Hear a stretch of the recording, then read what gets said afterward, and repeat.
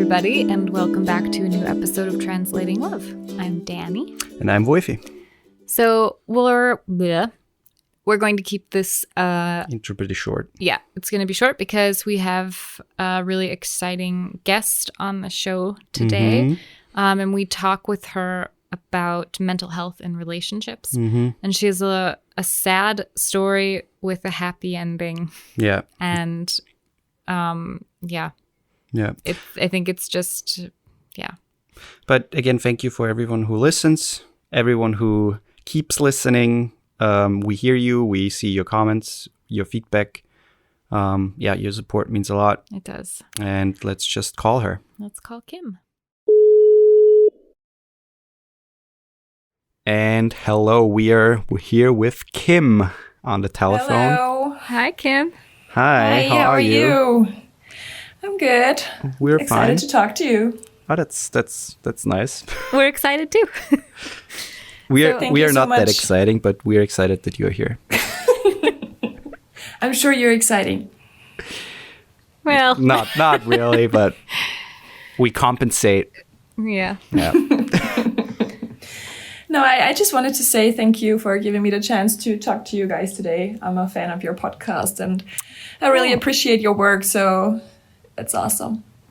That's sweet that you call it work. That's really nice. That's really nice that we appreciate that. Thank you. Sure. The stuff that we're putting out from our basement is, as I call it so often, shit, but it's not shit. So we really do talk about poop sometimes. So yeah, we do that. Yeah. Well, who doesn't? I think a lot of people say they don't, but we all do. Yeah.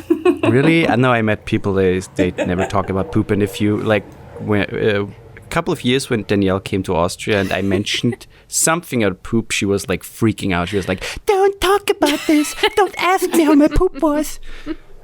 I remember there was like one of the first dinners or lunch we had, and I asked you but if, this is the first, like one of the first times we're sitting down eating with his mom and his sister. So it's like, for me, I'm already so nervous, and we're eating something with corn, and he literally just turns to me and goes, "Do you digest corn or does it just come out whole?" I'm just interested. I was just interested. And also, it's a common thing that a lot of people don't digest it. I know it's common, but you typically Right? don't talk about it at lunch while you're eating. I don't know. Why not? I'm already super excited for my friends to hear this because whenever I'm with my friends, we talk about poop, and I'm sure they will say, "Well, you even are in a podcast, and the first thing you talk about is poop." So I guess it's all about me. No. That's every time. That's my favorite topic. It comes up often. Yep. I totally understand that. It's a great topic. Yeah, it is. But let's get into the more serious Yes. topic of this podcast. Yes. Well, before we do, maybe just how we met Kim. Oh, yeah. Technically, we've never actually met Kim. Right. So We met her through Instagram, right. and she lives in Vienna. Yeah. And yeah, I think you started following her first. I don't know, probably. And then, maybe. I don't know, you like showed me some of her posts sometime or something. I was like, oh, she's cool. And then I started following her too. And yeah. Oh, she's cool. Yeah. But yeah, so it's one of those, I don't know. It's a different It's super time. random, but yeah. I It's think it's random. awesome. And so you see that social media does have its positive side as well. Mm-hmm. It can bring people together. Yep. Yes. Yeah, but the topic today is mental health, or like mental health in relationships, kind How it of. affects relationships. Because we talked about anxiety, and did we talk about depression yet? Not in so much detail, But but trauma. we touched on it. Mhm. Right. And you have a quite interesting story, a sad story. But also I think you have some interesting insights and also like experience about the whole thing.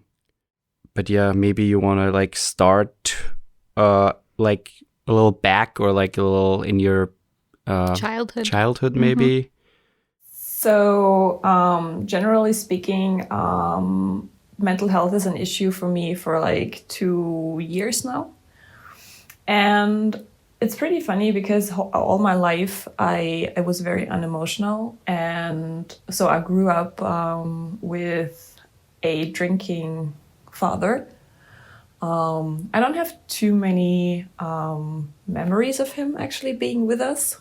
I just, I know my mom told me a lot when I was like 14 or 15. So he was basically cheating on her and abusing her before they even got married. And they had to get married because she was pregnant with me. And my grandfather, so the father of my mother, actually told her she had to marry him. Okay. Because he didn't want to have a, how do you call that, unmarried child. Mm-hmm. And I mean, we were living on the countryside and, you know, people were Catholic and it's how things were. Yep. And so they got married and it was a pretty bad relationship all over. Because also his mother, she's horrible. I mean, the whole family is very materialistic. And she, for example, always yelled at my mom and told her the worst things about herself. So my mom actually got a very serious mental health issue. Mm-hmm. She even got into an eating disorder. Oh, no. Because it was like, she literally told my mother, you fat fuck, don't you just want to puke so you look better? Wow. Ooh. And I remember me being like 9 or 10 and she tried to do that with me as well. So looking like, oh, yo, you have to be slimmer because people won't like you. Oh my God. It's a good lesson So it for started with a that. young girl.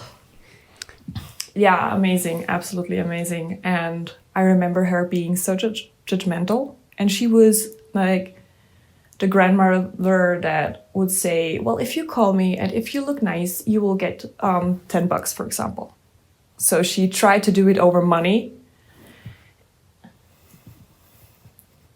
But in a very, very mean way. So it was a very twisted relationship. And for a very long time, I thought that's awesome because I got all the presents and I got the money. So, well, why wouldn't they love me?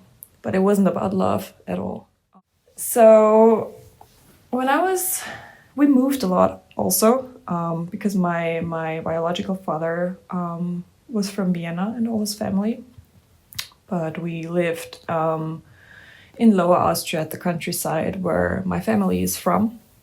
And he was never happy there. And he started drinking very heavily. I mean, he always did from what I know, but not like that. And then it started to be really, really bad. Like he lost his job, but he wouldn't tell anybody. And my mom found out over a mutual friend because he was caught hiding bottles of liquor in the toilet at work and stuff like that.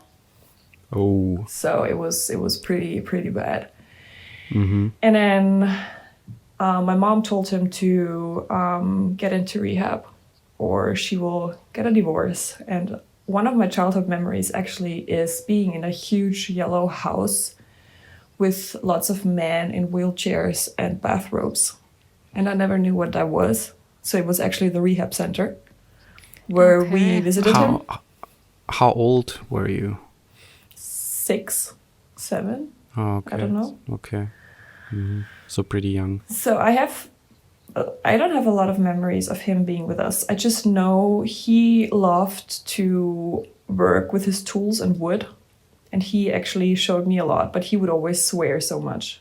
And that's actually one of the things that is a huge factor in for me or for my later anxiety, because I cannot have people yell at me.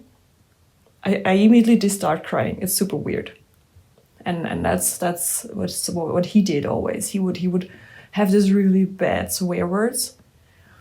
And then I have this memory where he would just yell asshole at me and stuff. So it was just, he was never a father. He was just, I don't know. And my mom actually told me, I don't know if I can tell the story, but I will just do. When they told me that they will get divorced, my mom told me I was sitting in the bathtub. And they came into the bathroom, and asked how many children in my class have divorced parents. And I said, well, I don't know why. And she said, well, we're getting a divorce. And my mom told me, I cannot remember this. My mom told me, I looked at her and I said, well, okay, I hope you find a nice daddy for me. Wow. Okay. And she told me his face just collapsed.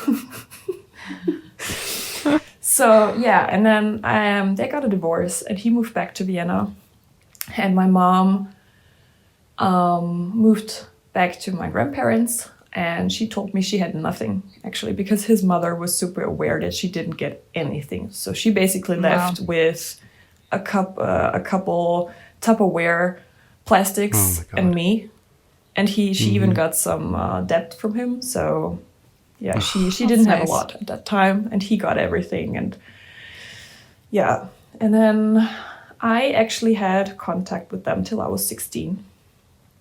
And I was always the black sheep. Like, I have a stepsister from his side. She's 4 years older than me. And she was always the good one that could do everything. She could try whatever school she wanted. Money was never an issue. And for me, it was always like, well, you're too lazy anyways, or you're just not gonna make it, or just I don't know. I was always the black sheep, and I never understood why. And then So they basically they basically projected something onto you that stemmed from either the relationship that they didn't approve on, or I don't know, something they just. It's horrible to I don't know. It's so horrible to abuse a child emotionally like that, to not even directly tell. I mean, in your case, they did tell you sometimes, I assume, but also indirectly see how worse you get treated compared to your stepsister, even though you didn't do anything. It was not your fault that your parents got a divorce, or that your dad was so fucked up, but it's just so horrible. So what I should probably add is, at that time when I went there, he was sober, but it was just not better because they, for some reason, hated my mom. I mean, I have to say my mom is absolutely amazing because, well, from what I know now, I have no clue how she did it. She saw him every other weekend because she was always like, well, he is your father. And she didn't tell me a lot of things until, well, you know, sometimes I don't even know everything today because she doesn't like talking about it either. But I knew a lot of the story when I was 16. She never said anything bad. She never did anything bad. She always said, well, it's your father and you have a right to see your father. And it must be crazy as a mother to see how your child feels, because she told me whenever I came back from them over the weekend, I changed.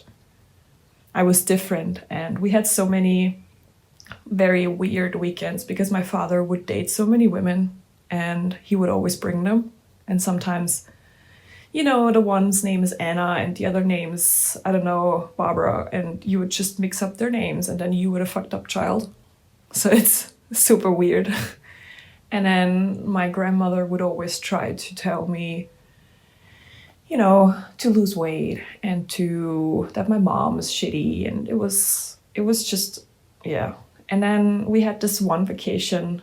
That was actually the first time I really considered not talking to them anymore. We went to Sicily. So my father, his wife at that time, my grandmother, my sister, and me. And I was 13 at the time.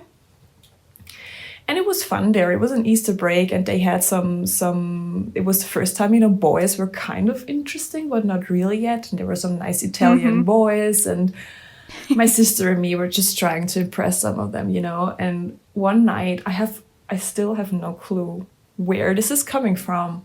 My grandmother would come into a hotel room for my sister and me and would just tell me that I just try to translate it into English, that I'm fucked up and I'm a liar and I'm a bitch and I false every person and I'm like, what?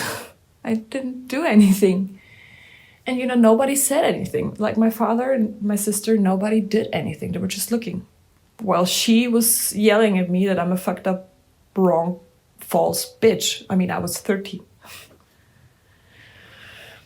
So yeah, I kind of, to not let's take this forever. I kind of grew up with a lot of people trying to tell me that I'm not worthy and I'm not alright the way I am, and that I'm false. I never know why people would tell me that I'm false, because I was always someone that really spoke her mind. Mm-hmm. But at that, I probably gave them the right to tell me that it's not alright. I don't know. So yeah, I stopped seeing them when I was 16. And that was the last time I talked to my father, or my grandmother for that matter. Yeah. I've seen my father in Vienna on the street a couple years ago, because he, I mean, I don't know what kind of weird karma that is. But when I came to Vienna in 2015, I lived in a shared apartment, and he obviously lived right next to my house. Because one day I was going down the stairs to work, and it was like in a movie. I was with my ex-boyfriend at that time, and I saw this man coming out of a house, and I just dropped everything. And he looked at me and was like, "What?" It's like, that's my father. And he's like, "Are you sure?" And I'm like, "Well, one of these weird moments where you're just sure that you've seen that person, that was one of them." I don't know if he knew me. I have no clue. So yeah, that was... but the funny thing is that I never really considered this as a horrible story. I never was emotional enough to see that as a problem. I was like, well, I was a divorced child. Nothing bad happened, And I never thought of it that way. I do now, because I didn't care. But now, where a lot of other events caused my mental health or my wall to break down, I now know that this is a huge problem in my self-worth story and my, growing up process. I mean, we talked about this in the trauma episode a little bit, that trauma, especially in child age, or as a child, it manifests in some ways, and then at some point it comes out in as an adult, or like in a later age, and it usually takes years to manifest and to break out in some ways, but that's huge. Yeah, well, and Kim and I also talked about this yesterday, or 2 days ago, where that's basically what happened with me as well, where I thought that my trauma in 2016 is what caused my anxiety, but the more I look back at it, the more I learned that I was really depressed when I was like 18, 19, and I didn't realize that that's what that was, and I used other things to, like sex, for example, I used that as an escape from all of those things that I was feeling, because I didn't know how to handle them. I didn't know how to express those emotions or get rid of them or make sense of them. And so I used other things to escape from that. And it wasn't until fairly recently, within the last few years, that I kind of pieced it all together, that it's all connected to trauma. Totally. I mean, what I have to say is that I'm impressed by how you built your life around all of that shit that happened. I don't know you personally, but from what I've seen on social media and what I know, that you have an impressive life and that you can be really proud of yourself. Thank you. For a lot of accomplishments. And just from conversations you and I have had too, whether on Instagram or within the past couple of days, knowing more of your story and what your childhood was like and how you grew up, I am so in awe by the person you are right now. And you should be really, really proud of that. Thank you. Yeah, totally. And I think, I mean, as I said, the emotional abuse of a child is a fairly easy thing, because a child doesn't know any better. It can't do anything about it. Well, they're still learning emotions. Right, they're still learning how to handle them. You don't really understand that. You get yelled at for no reason. You get called things for no reason. And it's all stuff that is projected onto you because of whatever reason. And you have to carry that around, and you have to deal with it at a later point, which is fucking unfair, but that's just how it is. But I think that's even the cooler thing, looking back now and seeing what the fuck was that, and through how much shit did I have to go But I'm still here, and I'm still like standing, and I'm still not like, living somewhere under a bridge and drinking myself to death. I think that's a huge accomplishment. I did a lot of drinking for a while in my between 18 and 20, after I had a really bad relationship on top of that too. So drinking was also for me a way to cope with that, but I never saw it like that at that time, just as Danny said before. Yeah, I mean in Austria especially, a lot of people drink around that age a lot. So yeah, but I think that's also a good thing to see, or to acknowledge at least. Okay, there was a time where I used that. I mean, I had 2 years of like insane binge drinking, and like the worst, like from 0 to 110%. And there was also a lot of shit that I had to work through because of that. So I don't know, like hating myself for what happened with my hand and stuff like that.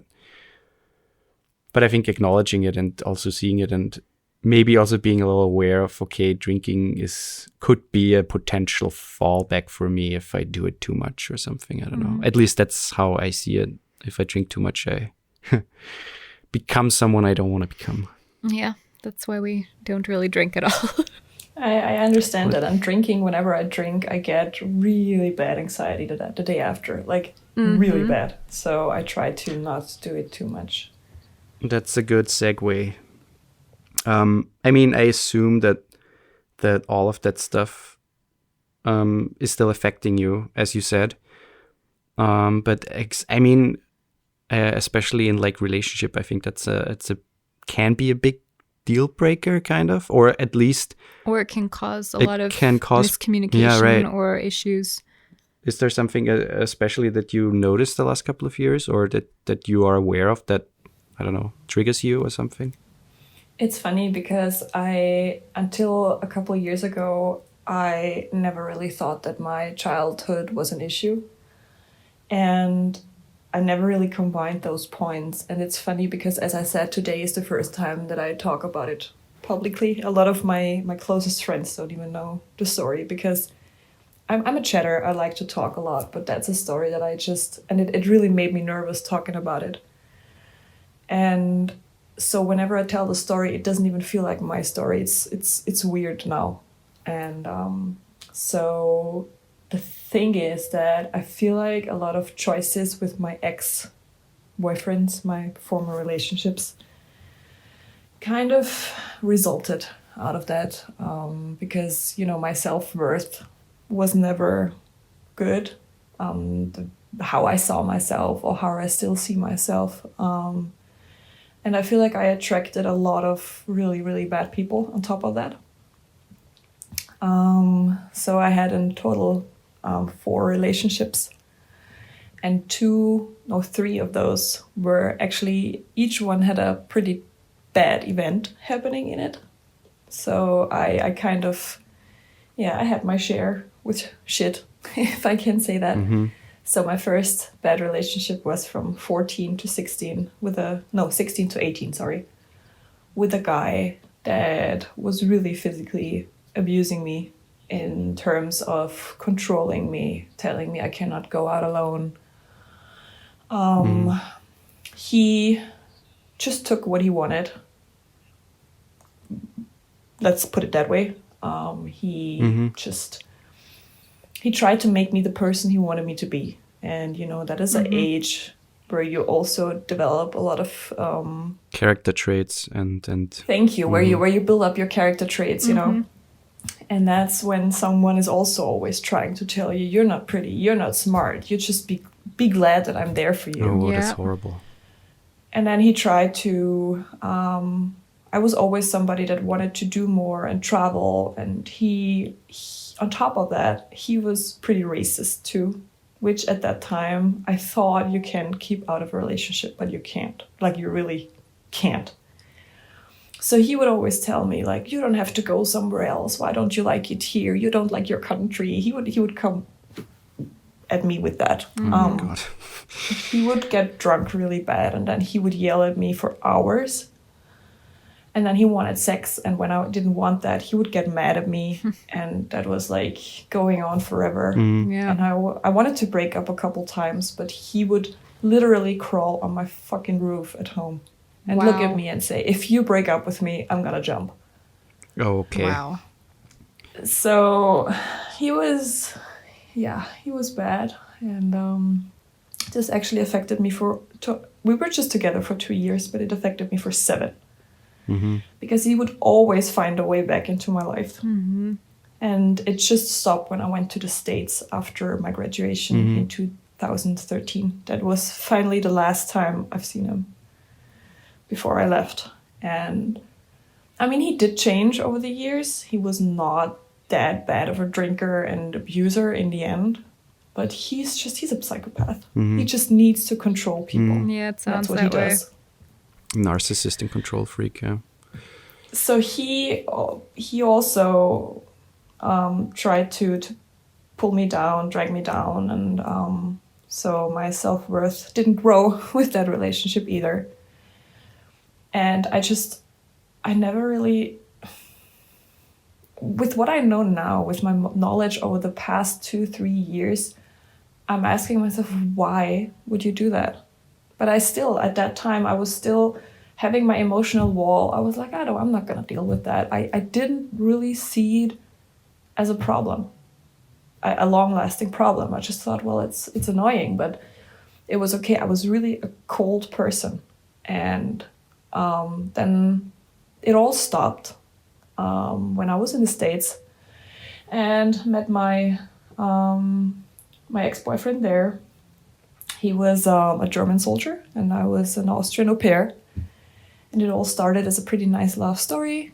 Like, we met, and he had a girlfriend at that time, but he just fell in love with me and broke up with his girlfriend, blah, blah, blah. And so we had a great time there and said, well, we're going to move together, either Germany or Austria. And I was already back in Austria in 2015. And he just had a couple more months left in the States. And I don't know, all of a sudden he wouldn't text me anymore. And I'm like, what? And then after 3 days of no contact, he was like, can we talk? And just a little side note, we were already talking about marriage. And like, he initiated getting serious and moving together and doing that stuff. So yeah. So I had a Skype conversation with him. I was at a friend's house in Salzburg at that time. And I told my friends, like, he's going to break up with me. And they all knew him. They said, well, he would never do that. So yeah, I basically broke up with myself because he wouldn't even say a lot of things. And we never fought, like nothing was wrong. All of a sudden, he just explained to me, well, I'm not feeling good. This is weird, nah. And I was like, do you break up with me? What is happening? And he's like, I don't know. And I was too proud to talk about it. So I was like, you know what? Fuck you. Okay, then you break up with me. All right, fine. And until that point, I never knew that emotional pain can physically hurt you. Yeah. But after that, I really thought I'm gonna die. I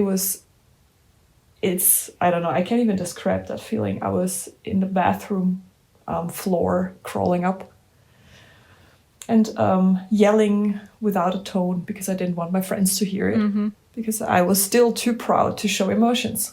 So basically everything... Because that's weak. Yeah, everything you had, you basically suppressed it. You pressed it down and kept it down. And then everything kind of came at you all at once, it seems. Yeah. It was when until a couple months later, so I pretty much decided not to deal with it. I'm like, yeah, well, fuck it. I'm just going to move on. And I started drinking again. And he married an American girl 5 months later. 5 months. Wow. And I was like, are you serious? At that time, I really thought that was my person in life. Everybody thought that. And that was when I actually was already with my last ex-boyfriend. Okay. So, sorry, how much time was in between? Half a year. because when the American ex-boyfriend broke up with me, I kind of moved to Vienna. I just that was like a very sudden decision. I moved to Vienna. I got a new job. I kind of got new friends, and I was like, I'm just gonna start all over. Except of dealing with it, which one smart person would have done, but not me. Nah, that's bullshit. Nothing to do with how smart you are. That's bullshit. That's also something. I mean, running away from your feelings and from your hurt and stuff. That's kind of normal. Everyone does that. Yeah. At some point, it catches you, and you should deal with it in a healthy way. But it happens. Everyone does that at some point. Everybody always told me it will catch you. You have to get closure, and I was always like, nah, I don't need that. Everybody, but not me. That's the Austrian stubbornness. That's closure is a Absolutely. concept for the weak. Yes. To be the strong one always. That was kind of what I tried to do. It's so funny because it's actually the opposite. Being strong doesn't mean showing no emotions and think it's the acting exact strong. opposite. It's the exact opposite. Being strong means being Means you're one. comfortable with your emotions. Yeah, right. And Being one with your emotions, dealing with them, and not running away or suppressing them until you can't anymore. But it's almost like we're taught that being strong is not showing your emotions. Right. And being strong is to be there for somebody else so they can show their emotions and they can be weak, as it would be said. And I mean, as you said with your dad, I mean, I assume that your dad was like a typical Austrian man, or is a typical Austrian man where he says, okay, don't cry, or if you cry, or when you cry, he yells at you or something. At least that's what I know from my dad and from other friends' dads. That's what they just did. They told you not to cry. You be tough and toughen up and show no emotion and don't talk about your emotion. Thank God my mom is different. My biological father, I can't remember if he did that. My stepdad, which I love enormously, and he's awesome, by the way, he acted that way when I was younger. Yes, Okay. he had to soften up over the years too. Yeah. I think that's a general problem thing. in generations. Yeah, because they grew up in a complete different time where still hitting children was okay and fine. And I mean I know my grandpa from the one side that's still alive. I know how he treated my dad, and you can still see that in their relationship, and it's just horrible. Yeah. So, but you were saying your last ex-boyfriend.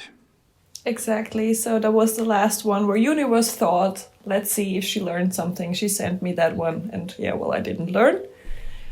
So I got in a relationship with him, and the first almost a year was nice. We moved together pretty fast, and I mean, the thing is, I don't want to get into the whole story because that would just be too long. But from when I got to know him, I always thought something's off with this dude. Like he is just not normal. But I thought he's just a little crazy. I'm crazy too. I was like, well, yeah, let's try. I kind of talked myself into it. And I never listened to my gut feelings back then. And now I know my gut feeling is the best feeling that I have. It almost always is. It always is. But we always think, we don't trust ourselves. We don't take us, we just don't trust ourselves. So I think you have to make certain decisions, and also wrong decisions, to learn and to build that gut feeling, because how would you know that something's wrong if you never experienced it? Right. True. So we got into a relationship, and then when we moved together, it started he always was a good drinker, and he always liked a good party. And at first I was fine with that too. But after a while I was just, settled, and I wanted to have calmer weekends too. And I just wanted to do getaways, just the two of us, because we both travel a lot. And he was always like, oh, we need so many friends to go with us, and we need party. And I was like, why do you always need other people? And I'm a very social person. I have a lot of friends, and I'm fine with that. But sometimes I put sometimes it's just time for two, Yeah. We don't always need people around us, but he always needed them. And then it started that he would go out alone, which I'm fine with because I'm not jealous in general. But I would have this weird feeling that something's off. Like he would go out very long, and sometimes at some point he just didn't come home anymore. And when that happened the first time, I was like really mad. He didn't come home for 1.5 days, I think. Wow. And I was like, are you serious? And it happened a lot, actually. And there were so many stories, and he would just, I would sit at home crying, knowing something is not right, but I didn't know anything, actually. And as I said, I was never a jealous person. And I'm really not proud of this, started to look at his phone because I just did not know what was going on, but I knew something is not right. And he would always tell me, you can always look at my phone, like, it's fine. And one day I was sitting at home, I was so frustrated, and I was like, you know what, let's just do it. And the fun thing was I never really found anything super bad. I found stuff where I was like, it's not really nice in a relationship to talk to other women like that, but well, he didn't cheat on me. So I couldn't say anything. And I did that for half a year. Oh, wow. And there was nothing where I really knew he cheated on me. It was just stuff where he would talk badly about me with his friends or with other women, where he would just try to meet up with other women, but it was never cheating. And then after all got too bad, he also started taking drugs, like chemical drugs. Oh, okay. Which I thought was just happening at the end of our relationship. I know today that it happened way earlier. It happened with his going out for like 2 days in a row. Shit. Okay. And this doesn't sound so bad, but when we broke up, I let him still stay in the apartment and sleep in our bed because it was like, well, we're friends, it's fine. We just don't really match. But I still had this off feeling that something is not right. And when it was the day to clean the apartment, he already brought his new girlfriend. Wow. That Oh my was God. like not even a month after we broke up, and he already has seen her for 3 months. And I was like, what? And up till today, I don't know everything because people don't really want to tell me, because I knew at that time I was mentally close to getting into hospital. Like I was really this all fucked with my brain so much. I couldn't trust anyone anymore, not myself, not nobody. I was feeling so paranoid all the time. The anxiety started at a point because I was sitting at home and I was getting those weird heart bumps, and I thought something's wrong with my heart. Panic attacks, even? Yes. And one day I was talking to the father of a friend, and I said, well, I think I have to get to check out my heart because something's wrong. And I explained it to him, and he looked at me and he's like, girl, you're having panic attacks. And I'm like, what? Why would I? And so my mental health at that time was bad. Yeah. Super nervous all the time. So, and that was also the reason why I never really broke up with him before, even though I knew he's not treating me right, because I couldn't. I wasn't strong enough. And up until today, I don't know everything because they don't really want to tell me. I just know that he cheated on me countless times. He even tried to cheat on me in our apartment while I was in the other room. Oh. He lied, like basically half of our relationship was a lie. Right. Fuck. And that's when it started to like really, okay, now I'm done, kind of thing. That's I mean, as horrible as it is, and as shitty the whole story ended, and as awful he treated you, it's kind of sad that we attract certain people at a certain age or up to a certain age. If it's so Or it's so in a stupid. certain state of mind, Right? even. And people, I mean, sure he didn't. I'm not saying that he did all of that on purpose. Like he he wanted you to just feel miserable or anything. He's just an asshole, and that's what assholes do. But it's just shitty that exactly at that point where you're emotionally at that state, someone comes along and again abuses you in so many ways, and you're just. I know he was just an ass, but what I really thought was horrible, because also he and also our friends knew I was very close to having a total breakdown, to like really go crazy, and I had a couple nights where I was just sitting there. And I was like, I have to do something with me. Like, I don't know if I have to go to a hospital or I just can't anymore. I can't stop the voices in my head. I can't stop the panic attacks. I just can't. And nobody said anything. And I know a lot of people that probably will listen to this will feel stepped on their toes, but nobody, you know? They all looked at me. They all knew something. And nobody said anything. And that is something that is very hard for trust. Yeah, that I can relate to. When the night that I was attacked in 2016, leading up to it, we were out with a bunch of friends or people that I assumed at that time were my friends. And a couple of them had told me the next day when I had told them what happened, they had said, yeah, I thought something was kind of off with you, but I know you've been having a hard time lately, so I just wanted you to have a good night. I wanted you to have fun. And one of them actually saw one of my attackers like making out with me, which is not something I would have done at the time. We were at a strip club, which I wouldn't have gone to. And this one of the guys who ended up being one of my attackers was just very aggressively making out with me, and my friend is basically sitting next to me, and he saw the whole thing, and he didn't stop it, he didn't say anything. And then the next day he was like, oh, I feel really bad because I maybe could have stopped it. I'm like, you think?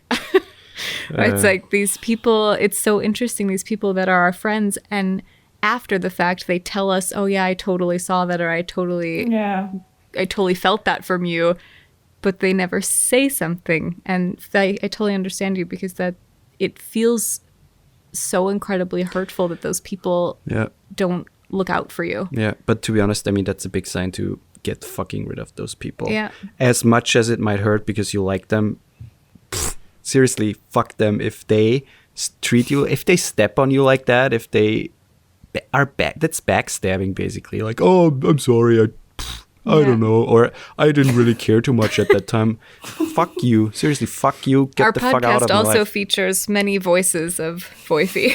Yeah, sometimes. No, but seriously, that's just horrible. You don't treat people like that. If you treat people like that, you shouldn't have friends. Change. Yeah. I mean, that's horrible. So if some people listen and if some people feel attacked, fuck you. Absolutely, no, you're right. I think one of my problems also always was and still is that from a very young age I learned to put a mask on, and I learned to be the strong person. So I think the problem is why they never said anything is because they didn't know how bad it was.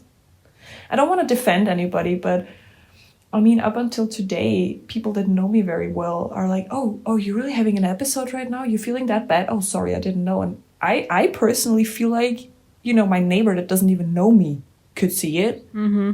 Mm-hmm. But people tell me that I obviously get in survival mode and they have no clue. And at that time, friends of mine said that I was not myself. They knew something was off, and some people tried to talk to me. But I wouldn't let them talk to me, actually. Have you ever talked to a therapist about that stuff? Yes. So I started therapy after that relationship ended, because I knew. So basically, from my last relationship to today, pretty much almost a year of me living for the first time, living alone in an apartment, just surrounding myself with great people, talking to my parents about all of that, and seeing a therapist was my 1 year, I don't know how you want to call it, building myself up story. And come back.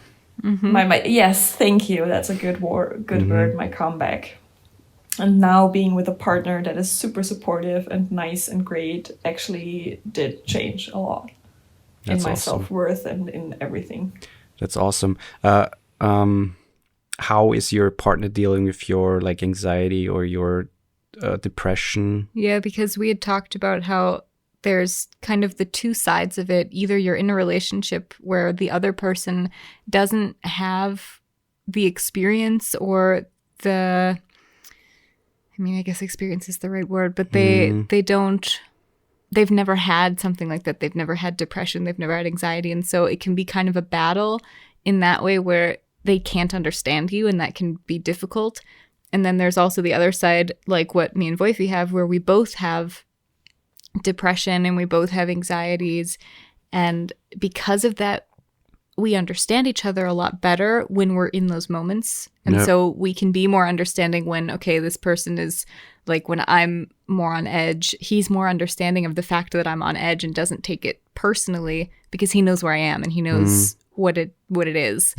And so I think that can be super helpful, as weird as that sounds, to be with somebody who experiences it. But it can also have its challenges, I think, where a lot of times with my anxiety, there have been times where Voifi feels like I don't trust him because I question things sometimes, or my anxiety causes, no matter the fact that I know he would never do anything behind my back, I trust him more than I trust anybody else in the world. But I still sometimes, and you and I talked about this, Kim, where I still sometimes have this weird voice in my head that says something's happening. What if something is going to happen? Yeah. I'm not enough for this person. And why would he settle down for me? Exactly. That's typical anxiety talk. Yeah. What if? And then the worst case scenarios play out in your head. And exactly. So how is that in your current relationship? Do you both have similar backgrounds that way, or does he not really have much experience in all of those emotions and anxieties? So he is coming from a very great household. He had, a couple of years ago, he had a moment where everything kind of fell down on him, and he went into coaching. Okay. So just kind of life coaching for life decisions, and because he felt very pressured with his career. So he knows how to take on help. Okay, but he never really experienced anxiety and depression in that way. And I have to say, for me, unfortunately, when I have an episode or when I have this really bad mood swings, like really, really bad, and I survival mode for me is bitch mode. Like I get really nasty and bad. I start to shut people out. It also happens with friends. Like they want to care about me. They want to get to me and say, well, you haven't talked to me in a while. What's going on? And sometimes I don't pick up the phone. Sometimes I don't write back. Sometimes I get really mad at them when they try to get too close to me. I had that with one friend. She's amazing. And she really wanted to be there for me because she actually got cheated on also last year. And we spent a lot of time together going out and just picking our pieces together. And at some point she came too close and I started to bitch like really bad. And I was like, I tried to shut her out.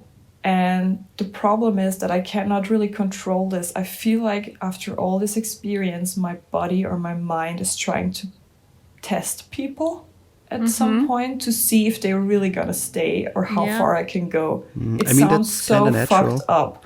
It's kind of natural though if you think about it, and if you think back how everything happened with your dad and with that family, with your dad's side. I mean, naturally you get to this point where you have to see if those people really stick around. Well, and not just with your family, but also with the people that you dated. A relationship requires that you put so much of yourself into it. And when you constantly kind of get shut down by those people and let down by those people, that's going to cause so many trust issues in any relationship. And so I think it doesn't shock me or surprise me at all that it has become like what you said, like kind of you test people a little to see how much of me can they handle, how much can I do until they leave, or will they stay if I keep doing this. But I think that's a good point, because I think the key to that whole thing is just being open, talking about it, explaining it to people, because some people don't know your background. I mean, they don't need to, but just how that whole thing comes from, or at least where you are standing right now. And then also giving yourself a little more credit. I don't know if you do that, but you should definitely give yourself a lot of credit for, again, being in the place where you are right now, being emotionally open to people, that you even can like handle a relationship, because that's not nothing with what happened to you the last couple of years. That's pretty amazing. And also, I mean, those mood swings. And I always explain it like it comes in waves, and that's just how it is, unfortunately. But those mood swings, or those phases where you feel like down or anxiety ridden or whatever, it's part of the whole growing and healing. It's part of it. If those waves wouldn't come, you would know, okay, there's something wrong. There's something wrong. But those waves, those part, that's a good thing, and you should. I mean, it's almost like in those moments for you, you're testing people, but your emotions and your body is testing you. Yeah, right. And it's saying, okay, you've come this far. I'm gonna hit you again with something, and let's see what you can do with it. It's almost like a weird cycle of your body's testing you so that you can test other people. Mm-hmm. But if you look at it as a test for yourself, you should hug those moments. You should cherish those moments, and you should say, okay, it's true, yeah, this is part of my path. This is part of my healing, and thankfully I'm going through that, because going through that makes me stronger afterwards. That's how I see it, and that's how I came that far. Otherwise, I would have not been. Well, and Kim and I talked about this the other day too, where I believe that that's one of the most beautiful things about being human, is that we can be so low and such a dark place and still come out on the other side stronger and better, and having learned something. And the fact that we can experience all of those emotions, I think, is the most beautiful thing ever. Yeah, I think so too. That's true, but it's at the same time, it's just super hard. Like, it's very hard. I'm so annoyed by this. I mean, that sounds weird, but after a while, I started talking openly about it, because I felt like I like to write. I always loved to write. So I started to write about my feelings. I hold it very general, so I never talk in detail like I do it now in my blog, for example. But I try to just get it out, and it's very therapeutic. Therapeutic? No. Therapeutic. Yeah. Therapeutic, yeah. Thank you. You're welcome. And, but, you know, I at some point when your body decides you have to deal with this now, because I remember the past years, people would come up to me and say, well, you have to deal with it. And you know what I did? It sounds so weird. I sat in my bed and I lit some candles, and I put on music, and I'm like, all right, I'm going to deal with it. But this is not how it works. Mm-hmm. This is not how mental health works. It can. Not for me. But yeah, I mean, for some people it might help. But yeah. I mean, help, but it doesn't fix it. It doesn't address it really. It's just more of a, I'm going to chill now. Yeah. I never knew how I could deal with things. I just didn't learn it, I think. Mm-hmm. I just But nobody really does. Yeah. Nobody does. And that's true. Yeah. But I think as from what I get and what you're saying is and the word annoyed is already a good thing, because I think how you approach those situations and how you approach those feelings makes the whole outcome basically worse or better. Because if you go into like, oh fuck, again, I fucking can't do it, I can't deal with it right now, whatever, you already fueling it, you're basically putting more gasoline into the fire. as if you would go into like, okay, good, my body or my mental health tells me I should just chill, maybe cancel like a night off with friends, or take a day off, or even take a spa day, or just like lazy day or whatever, or even do something that usually never do, or maybe, I don't know, visit your mom or something like that, that calms you, that helps you. It's just so much better. It's really hard. It's fucking hard. Like it took me, I think, 1.5 years to get to that state where I can tell myself to do that, and now it's automatic because it's just programmed into my head. But that's the key, how you approach it. And I think people need to learn about the situation. Yeah. Like for me, now that I talk openly about it, and my inner circle and family and everybody knows the situation and they've accepted it, some took longer, some were easier. Now I can tell them, well, sorry, I feel bad today. I don't have a good day. And I tell them, well, you know how I am when I'm in bitchy mode. And they were like, yeah, just, oh, you're fine, do whatever. Yeah. So I feel like it just takes a while. And also that's what you asked me before, is how my boyfriend deals with it. Like, he's absolutely amazing with it. When we met, I knew, it's always when you meet someone, you don't always want like, hey, my name's Kim. I have depression, anxiety. How are you? That's how it should be. That's all my emotional baggage. What size is yours? Here you go. So, but I knew I had to do this because I couldn't trust people. I couldn't trust men because so many men hurt me in the past. So I knew I felt like he was in all the time. And he also told me that later. We actually went to school together in Upper Austria a couple of years ago. Oh, that's fun. And then he got back to me over Facebook and Instagram, and he just started texting me. And he was like, I just know you're my woman. And I'm like, okay. And it was funny because we met because I was super anxious, because for me the chemistry when I see somebody is everything. Like, they can be as pretty and whatever, but if there's no chemistry, sorry, it's not gonna work. Yeah. And he actually texted me like, you, and then I said, well, what if you think I look ugly or whatever, and he's like, I think your personality is so awesome, you cannot be so ugly as that I don't still like you. And I'm like, yeah. Okay. So, and I had to tell him from the very beginning what's going on. And I remember our second date, I pretty much told him the story that I told you today. And he looked at me and like, are you sure I'm not going to be boring for you? Because that kind of shit is not going to happen with me. That's a good start. That's a good start. Totally. And I mean, he's awesome. He's so kind of... when I have a bad day, like sometimes we text, like he still lives in Upper Austria, I live in Vienna. I'll move to Upper Austria soon, but during the week we have a long distance relationship kind of thing. And sometimes when I have a really, really bad day, I don't even get up. And, I text him, well, I didn't get it. I'm still in bed. I'm still in my jammies. And he's like, oh, he's making fun of it. And at that time, I'm already at home being super pissed and depressed. And I don't know. And I'm like, then I stopped texting, because when I have a bad day, I don't want to talk to anybody. And then he's like, well, are you having a chilly, lazy day today, huh? And I'm like, fuck you. I'm having the worst day, and you think that's funny.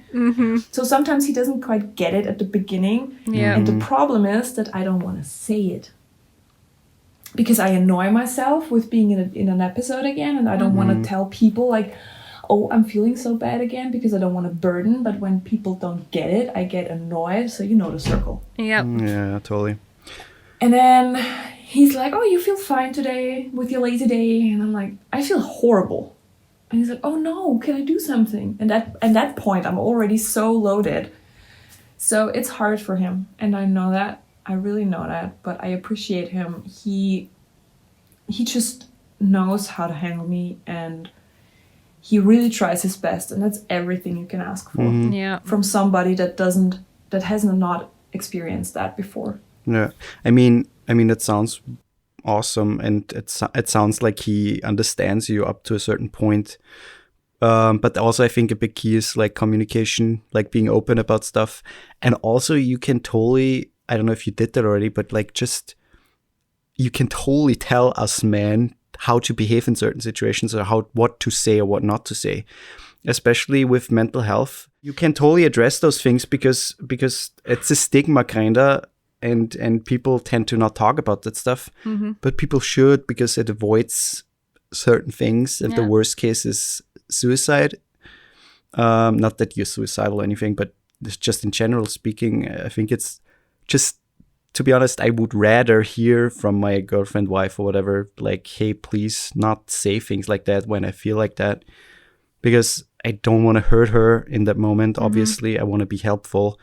But if I don't know how to deal with that stuff, and how would I, then it would really help myself that I would hear it at least, like, hey, please, if something like that comes up, just, you can say things like that, but please don't say things like that, because it's not helpful. Yeah.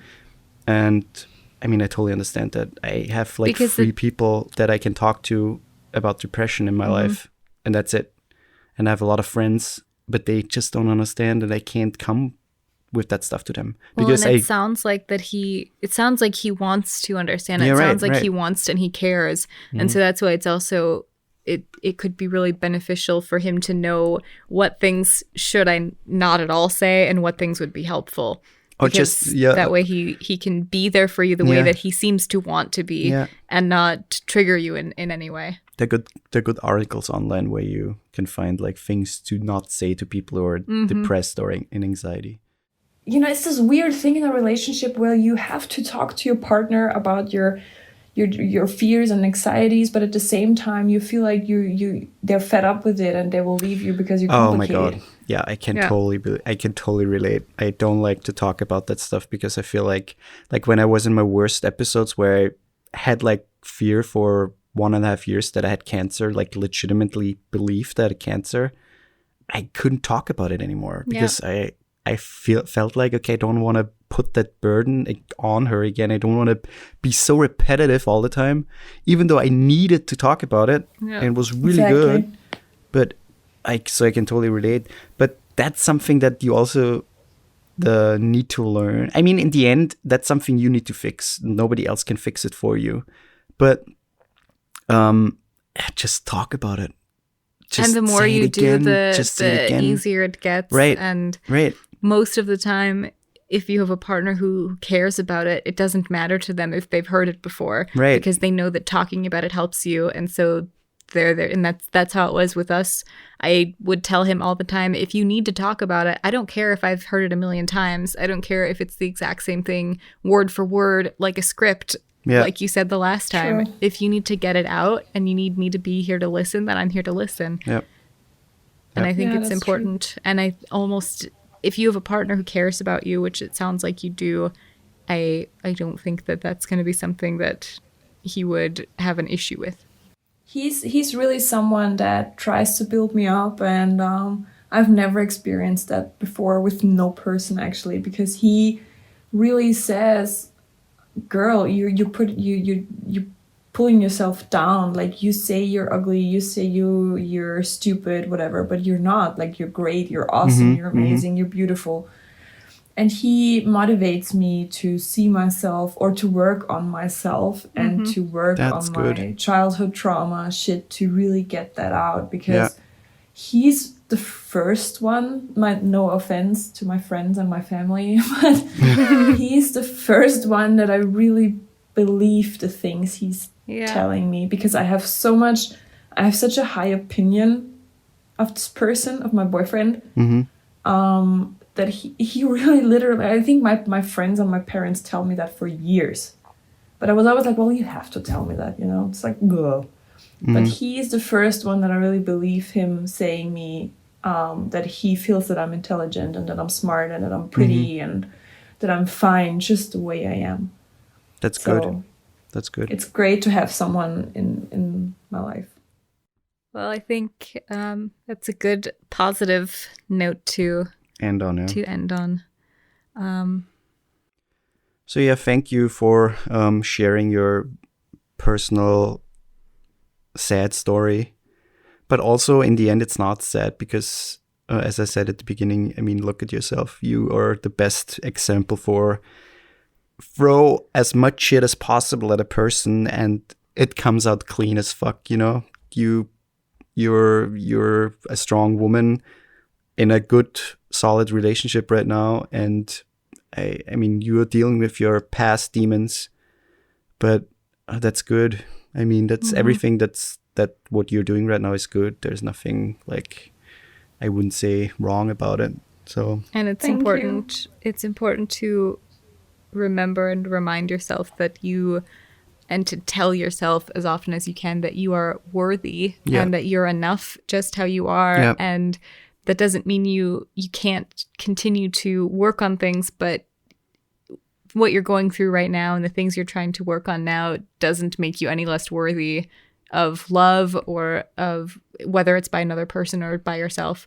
So, and I'm very inspired by you a lot of things that you post, and now knowing more about your past, it's really inspiring to see that you've come up from such a tough past. Yep. Thank you. I appreciate your words. Yeah, it's really amazing. Yeah. It's so hard for me still to take compliments, but Yeah, for me too. I'm very touched actually. So, but see it that this, as I said already, it's your way, it's your path. You're walking on it. You're walking on the right way, and everything that comes or every rock that is in your way is part of getting better, getting stronger.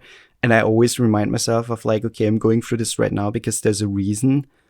And in the future, at some point, I will exactly come to a point where like, hey, I went through this. I have advice to someone else, that I learned. Or exactly, it's like a tool. You're crafting little tools. You're putting in the toolbox, and at some point you will use it again, or you will give the tool to someone else. And I can say it from experience. That's just how it is. So everything that's actually what really kept me going. What I learned is an absolute trust into the universe, and that everything, as weird as it sounds, but everything does happen for a reason. Yeah, totally. So yeah, thank you for taking your time and for being so open. Yeah, we really appreciate it. Thank you guys for listening to me, listening to my story. I really feel heard, and it's a great feeling. And I think it's, for me, a very important step in my personal journey. That's good. To get it out and talk about it. Thank you very much for giving me the opportunity to do so. You're very welcome. And we look forward to meeting you in person. Yeah. Yes, finally. At the end, where can people find you if they want to find you? Or your blog, for example? So on Instagram, my name is Kim Out of Wonderland. And my blog is kimvanpossible.com. Okay. So if anybody's interested to just say hello and see what's going on. People should. Okay. All right. Well, thank you so much. Bye. Bye. Bye-bye. So, wow, that was a pretty tough story, but a nice ending. And as you can see, working through something like that is possible. And it's amazing how she is still standing upright and keeps fighting. Absolutely. And it's also, I think, super inspiring. Yeah. And so for anyone out there who's struggling maybe with something similar, just know that it's possible, and also know you're not alone. There are people out there who have a similar story to yours, or at least similar experience. Yep. And you are able to get through anything. Yep. So it's difficult. It's not always an easy road, but what is that one quote? The toughest climbs always lead to the best views. Yeah. Yeah. And I think that that's a good way to think about it. So it might be tough, but it's all going to be worth it in the end. Yeah, I think so too. Thanks again, Kim, for giving us your time. And thanks everyone for listening. Please share this episode if it meant something, if you could relate, if you like it. Or if you know somebody who might relate to it. Right. Please share the podcast. Keep reviewing it and follow us or not follow us, but subscribe. And yeah, that's it. That's it. Bye. Bye.